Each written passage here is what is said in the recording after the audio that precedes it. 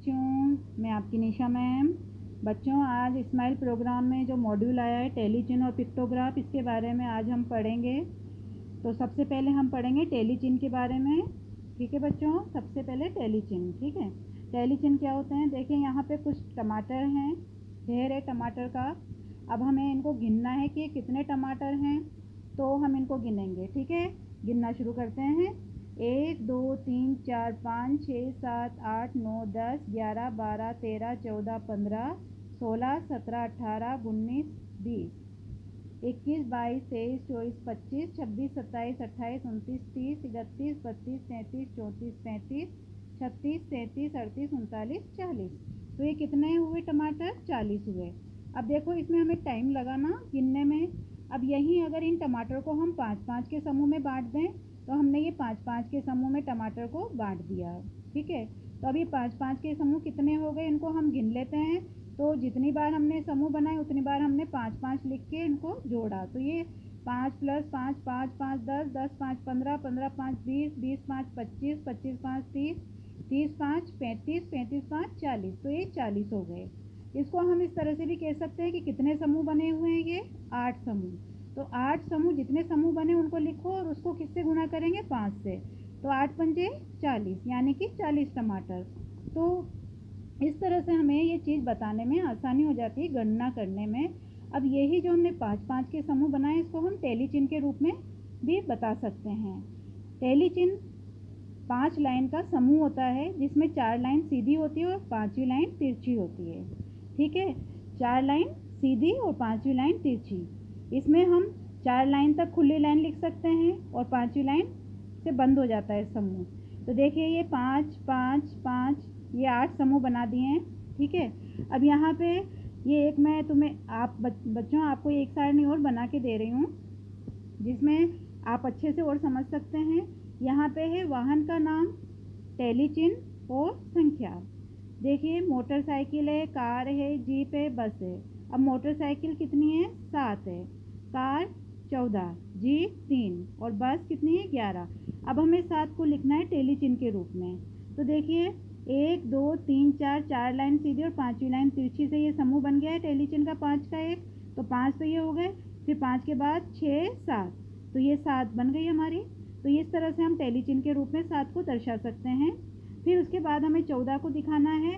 तो 1 2 3 4 5 6 7 8 9 10 11 12 13 14। तो इस तरह से हम 14 लिख सकते हैं। अब जीप कितनी है? 3 है। तो 1 2 3 3 की इस तरह से लिख के हम दर्शा सकते हैं, क्योंकि 5 का बंडल तो तब बनता है जब 5 लाइन होती है। लेकिन हम 1 भी खींच सकते हैं, 2 भी बना सकते हैं और 3 4 लाइन तक हम खुली लाइनें बना सकते हैं टेलीचिन में। ठीक है, अब देखिए बस है, बस कितनी? 11 है। 1 2 3 4 5 6 7 8 9 10 और ये 11। तो इस तरह से 11 बना दिया। तो ये 11 को हमने टेलीचिन के रूप में इस तरह से दर्शाया। अब देखिए यहाँ कुछ आकृतियाँ हैं, जो कि है आयत, त्रिभुज और वृत्त। ठीक है, ये कुछ आकृतियाँ हैं। अब इनको हमें गिनना है कि बताइए आयत कितनी है, वृत्त कितनी है, त्रिभुज कितनी है। तो काफ़ी समय लगेगा। अब इसको हम अपने टेलीचिन के रूप में एक सारणी बना के लिख लेंगे, तो हमें आसानी रहेगी इनको गिनने में।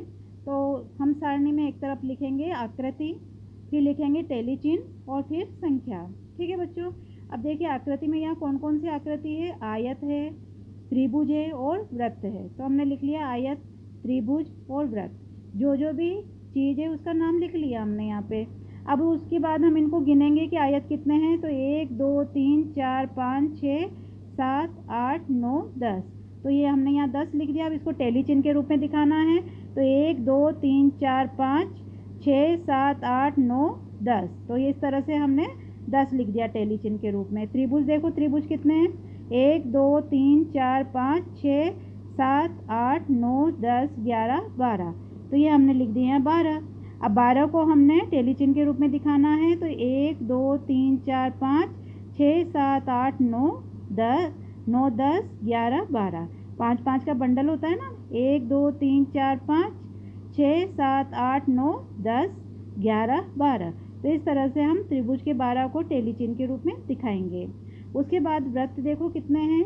1 2 3 4 5 6 7 8 9 10 11 12 13 14 15 15 हैं।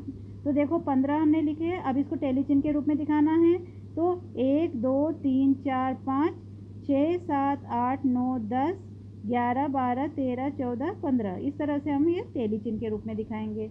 अब यहाँ पे देखिए कुछ संख्या है 38 है। अब 38 को देखो टेली चिन्ह के रूप में दिखाना था तो 1 2 3 4 5 6 7 8 9 10 11 12 13 14 15 16 17 18 19 20 21 22 23 24 25 26 27 28 29 30 31 32 33 34 35 36 37 38। ठीक है, तो यहाँ हमने 3 लाइन ये खुल ली है जिनसे, और ये 5-5 लाइन के बंडल हो गए। तो ये इस तरह से हम 38 को लिख लेंगे।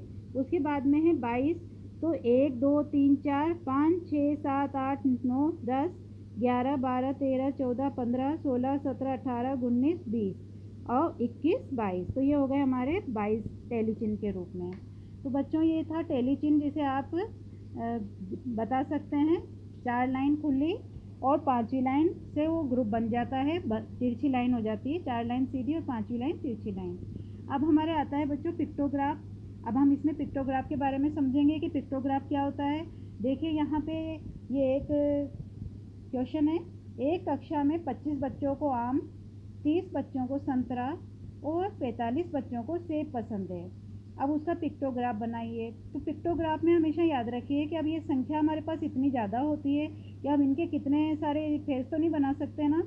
तो उसके लिए हम क्या करेंगे कि चित्र बनाया हमने कि इसका बराबर कर दिया 5, यानी कि ये चित्र बराबर कितने बच्चे हुए, 5 बच्चे। यहाँ ज़रूरी नहीं कि हम ये वाला चित्र बनाएं, हम गोला बना सकते हैं, त्रिभुज बना सकते हैं, आयत बना सकते हैं, स्टार बना सकते हैं, कोई भी चित्र बना के बता सकते हैं कि 5 बच्चे हैं। ठीक है, तो हमने ये सारणी बनाई। सारणी में एक तरफ लिखा फल और एक तरफ लिखे बच्चे। ठीक है बच्चों, अब देखिए आम कितने बच्चों को पसंद है, 25 बच्चों को। तो हम लिखेंगे यहाँ पे 5 10 15 20 25 हो गए ना, 25 बच्चे, क्योंकि एक चेहरे का मतलब है 5 बच्चे। तो 5 और 5 10, 10 और 5 15, 15 और 5 20 और 20 और 5 25। इसी तरह से संतरा है। अब संतरा 30 बच्चों को पसंद है, तो ये एक चेहरे का मतलब 5 है। तो 5 10 15 20 25 30, ये 30 हो गए। अब सेब कितने बच्चों को पसंद है, 45 बच्चों को पसंद है। तो यहाँ पे हम 45 बच्चे बनाएंगे। तो 5 10 15 20 25 30 35 40 और ये 45। तो ये हमारे 45 बच्चे बन गए।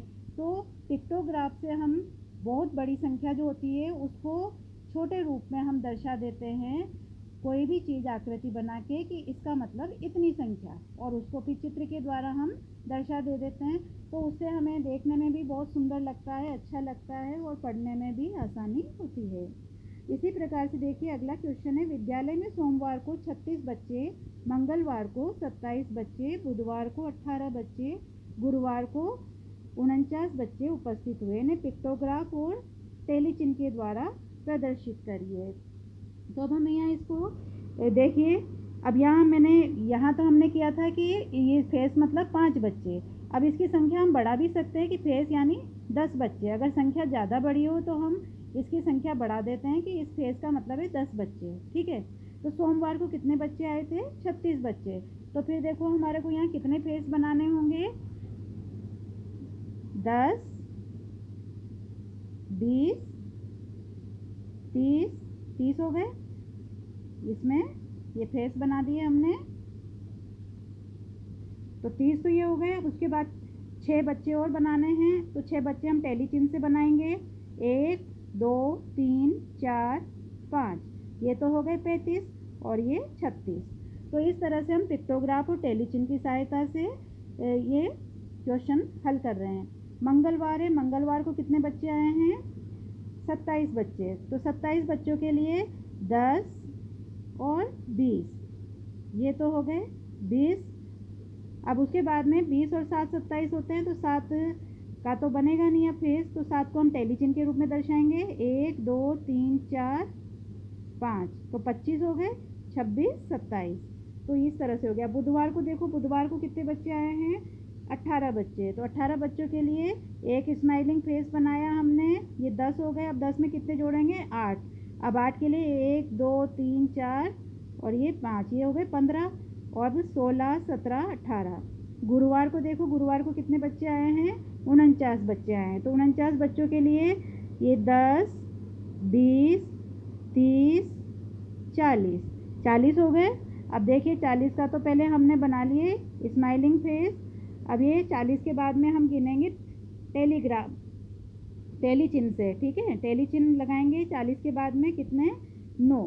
तो 9 टेली चिन्ह के लिए 40 के बाद 41 42 43 44 45 46 47 48 49।